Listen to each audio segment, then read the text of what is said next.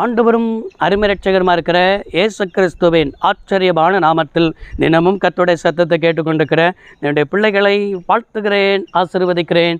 நீங்கள் ஆசீர்வதிக்கப்பட்டவர்கள். இந்த நாளிலும் கூட பரிசுத்த தேவன் உங்களை பார்த்து திருவிழம் பற்றி கொண்டிருக்கிற ஒரு வார்த்தை, நம்பி பாருங்கள், நம்ப முடியாத அற்புதம் உன் வாழ்விலே என்று ஆண்டவர் சொல்லுகிறார். உங்களுடைய வாழ்க்கையில் இன்னைக்கு ஆண்டவர் அற்புதங்கள் செய்யணும்னா ஆண்டவர் எதிர்பார்க்கிறது நம்பி பாருங்கள் என்று ஆண்டவர் சொல்லுகிறார். நம்முடைய வாழ்க்கையில் ஆண்டவரை தான் நம்புகிறேன் அப்படின்னு சொல்கிறோம். ஆனால் நம்முடைய வாழ்க்கையில் வாயின் வார்த்தை தான் ஆண்டவரை மேலே நம்பிக்கை உள்ளதை போல பேசுகிறது. ஆனால் நம்முடைய செயல், நம்முடைய காரியங்கள் எல்லாமே ஆண்டவர் மேலே நம்பிக்கை உள்ளகிறதை காண முடியாத அளவுக்கு நம்முடைய கிரியை தேவனை வெளிப்படுத்தாததாய் காணப்படுகிறது. ஆனால் லூக்கான சுவிசேஷ புத்தகம் 8ஆம் அதிகாரம் 41வது வசனத்தில் ஜபாலய தலைவன் ஒருவன் இயேசுவிடத்தில் வந்து அவருடைய பாதத்தில் விழுந்து, 12 வயது உள்ள என் மகள் மரண அவஸ்தைப்படுகிறபடியால் நீர் என் வீட்டுக்கு வர வேண்டும் என்று இயேசுவை வீட்டுக்கு அந்த ஜபாலய தலைவன் எவ்விரு அழைக்கிறதை பார்க்க முடிகிறது. சில இடங்களில் நீங்கள் பார்த்தீங்கன்னா ஆண்டவர் நீ போகலாம் என்று ஆண்டவர் சொல்வார். ஆனால் இந்த ஜபாலய தலைவனுக்கு மாத்திரம் நான் வீட்டுக்கு வருகிறேன் என்று அவனோடு கூட இயேசு போகிறார். திரளான ஜனங்கள் இயேசுவை பின் சென்று நெருங்கி கொண்டு என்ன செய்கிறார்கள்? போய் கொண்டிருக்கிறார்கள். நன்றாய் கவனித்தீர்களா? இவனை ஒரு ஜபாலய தலைவன், ஆனால் இவனுடைய பேர் எவ்விரு என்று அழைக்கப்பட்டிருக்கிறது. இவனுடைய மகள் 12 வயது உள்ளவள் என்று சொல்லப்பட்டிருக்கிறது. ஆனால் மகளுக்கு என்ன வியாதின்னு சொல்லப்படலை. நன்றாய் கவனியுங்கள், மரண அவஸ்தை தான் சொல்லப்பட்டிருக்கிறது. ஆனால் இவள் இப்படிப்பட்ட மரண அவஸ்தையில் இருக்கும் பொழுது இயேசு போகிறாள்.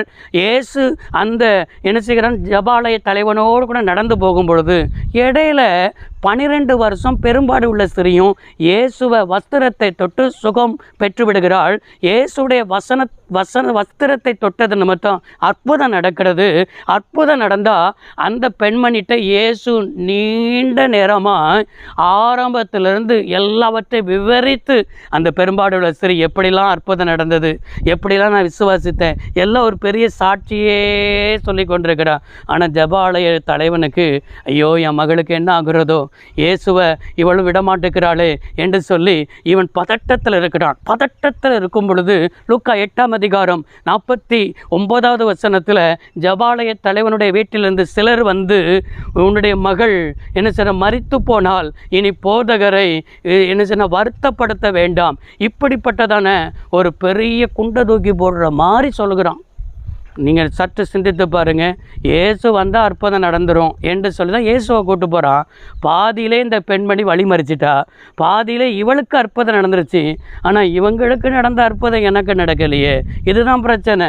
அவங்களுக்கு நடந்தது எனக்கு நடக்கலை, அவன் பிள்ளைக்கு நடந்தது எனக்கு நடக்கலை, அவன் குடும்பத்தில் நடந்தது எனக்கு நடக்கலை, எனக்கு மட்டும்தான் ஆண்டவர் செய்யாமல் இருக்கிறார் என்று சொல்லி இவன் ஒரு பெரிய சோதனையின் மத்தியில் நின்று கொண்டிருக்கிறான். பதற்றத்தோடு நின்று கொண்டிருக்கிறான். வாழ்க்கையை முடிந்தது போல் நின்று கொண்டிருக்கிறான். இதன் மத்தியில் தான் ஒரு வார்த்தை ஆண்டவர் இப்படி சொல்கிறது பாரு இருக்குது, நீ நம்பிப்பாரு, நீ நம்ப முடியாத அற்புதத்தை உனக்கு செய்வேன்னு சொல்கிறது போல.